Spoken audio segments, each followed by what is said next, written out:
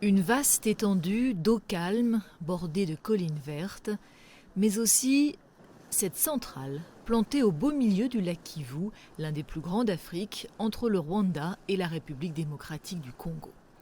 Une centrale électrique unique au monde, Kivu Watt exploite les immenses quantités de gaz piégées au fond d'un lac dit tueur en raison du risque qu'il représente pour ses riverains.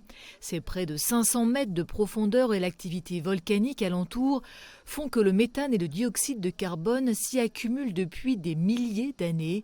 Il n'existe que 3 lacs de ce type sur la planète, les 2 autres sont au Cameroun. Le risque avec ce type de lac, c'est qu'il y a une sursaturation de gaz dans l'eau et cela peut déclencher ce que nous appelons une éruption limnique. Une éruption limnique, c'est une énorme explosion de gaz depuis les eaux jusqu'à la surface, ce qui crée des vagues, des tsunamis, etc. Dans les années 80, au Cameroun, cela a tué plus de 1000 personnes. Donc, nous ne voulons pas que cela arrive ici. Surtout qu'ici, la densité de population est tout autre. 2 millions de personnes seraient menacées en cas d'éruption limnique grave qui dégagerait aussi et surtout un énorme nuage toxique. Autant dire un vent de panique a soufflé sur le lac Kivu lorsque le volcan Nyiragongo a craché une impressionnante coulée de lave. Un arrêt de la centrale a même été envisagé mais n'a finalement pas eu lieu. Le pari de Kivu Watt, c'est de transformer cette menace en opportunité.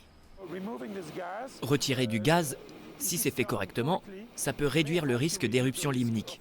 Et bien sûr, si en utilisant ce gaz, nous pouvons aussi aider le pays à se développer en produisant par exemple de l'électricité, alors nous avons 2 opportunités à partir d'une seule menace.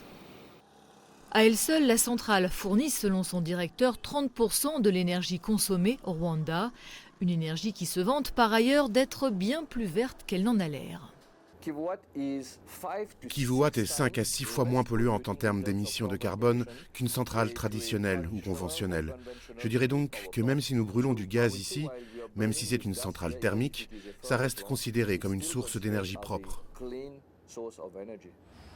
Mais pour ce qui est de la réduction des risques, là difficile d'évaluer l'impact de Kivu Watt.